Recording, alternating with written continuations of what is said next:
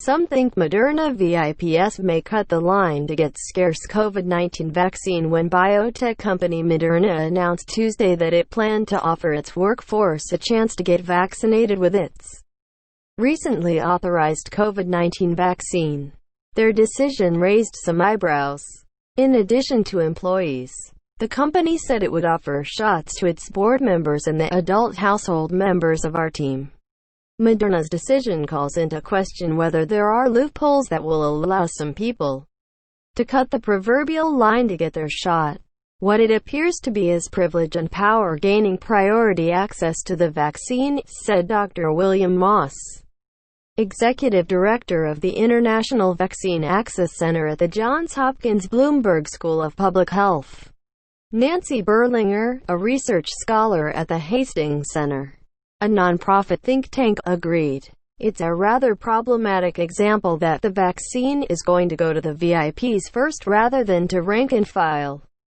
You can imagine people are watching this pretty closely, she said. Vaccines against COVID-19 are largely seen as a way out of a pandemic that has wreaked havoc across the globe over the last year. But at the moment they are in very scarce supply. In the United States, one developed by Moderna and the other by pharmaceutical giant Pfizer in partnership with BioNTech, were given emergency use authorization earlier in December by the U.S. Food and Drug Administration, and several more vaccines are in the pipeline. According to the U.S. Centers for Disease Control and Prevention, more than 12 million doses of the two vaccines have been distributed to states so far, and nearly 2.6 million doses have actually been administered, mostly to healthcare workers and residents of long-term care facilities, the two groups in the CDC's recommended first tier for vaccine prioritization.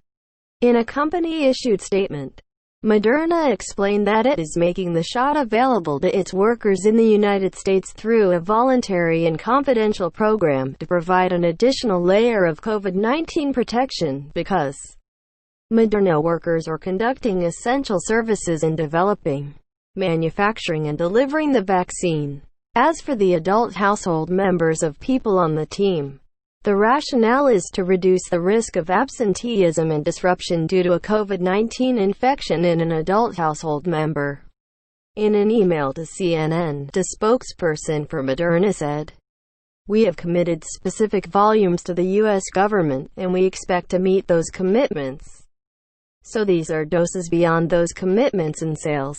He noted Moderna has approximately 1,200 employees. This is in contrast to Pfizer, a global behemoth with almost 90,000 employees.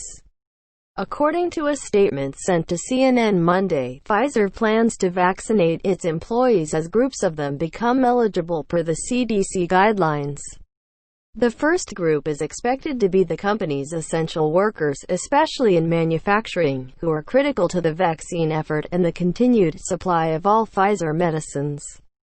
There are no plans to prioritize the vaccination of our executives or board members ahead of other high-risk groups. In an interview from mid-December, Pfizer CEO Albert Bourla told CNBC that while he is very excited to get vaccinated when it's his turn, he doesn't want to be seen as cutting the line. However, he said one circumstance that would lead him to get vaccinated early would be to help increase public confidence in its safety, but that would not apply to other Pfizer employees. "We have made the decision that if we have to do that, we will not do it with our executives. So, none of the executives or board members will cut the line. They will take it as their age and occupation type is," said Bourla. While none of the experts CNN spoke with for this story thought the number of vaccines that might go to Moderna employees would at all affect the vaccine supply available for general distribution. They said it was a matter of fairness and perception.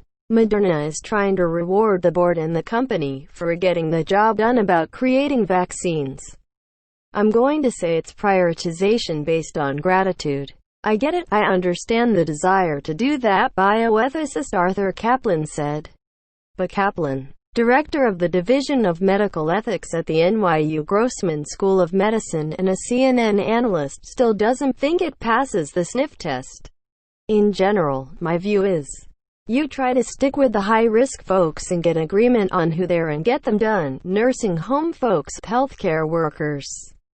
I think that's the right way to role model by the manufacturers of vaccines. I'm not even happy that so many politicians are getting vaccinated, he said. Kaplan is an unpaid advisor to Moderna, as well as to Janssen, maker of another vaccine candidate, but did not advise Moderna on this issue. The company can argue that those involved in the vaccine manufacturing should be considered essential workers. I do have concerns about prioritizing the board members, but not the employees who are on the front line manufacturing the vaccine, said Moss. Board members, Moss said, tend to have the type of job where it's very easy to work remotely and protect yourself. In certain other types of jobs that are essential, it's impossible to work remotely. And that includes frontline healthcare workers, but also the bus drivers, the teachers, people who work in grocery stores.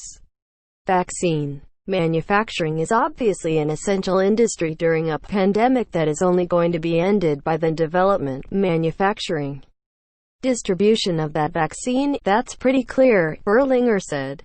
However, we're in a time of limited supply, and we have to prioritize across a very large country. It's important to keep in mind that we shouldn't conflate an essential industry with being in a high-risk environment. That is, not everybody who's involved in the manufacturing or the distribution of a vaccine is actually at high risk of either getting COVID or getting severe COVID, she said. Berlinger, who is lead author of the Hastings Center's Ethical Framework for Healthcare Institutions Responding to COVID-19, said the Moderna situation presents an ethical test for people who have access and can jump the queue. Should you take advantage of your access? Should you jump the queue if you have a chance? If you can protect yourself, you should wait your turn. Because this is one of those situations where the more people who use their access to go to the head of the queue, it actually starts slowing things down for other people, she said. Kaplan also comes down on the side of waiting one's turn. If I were them, I'd say, no thanks, I'll wait until my turn comes.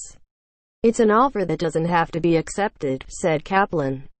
If you're going to take the offer, do you want to be ready to stand in front of a nursing home resident or a high-risk healthcare worker and say, this is why I felt justified in saying yes?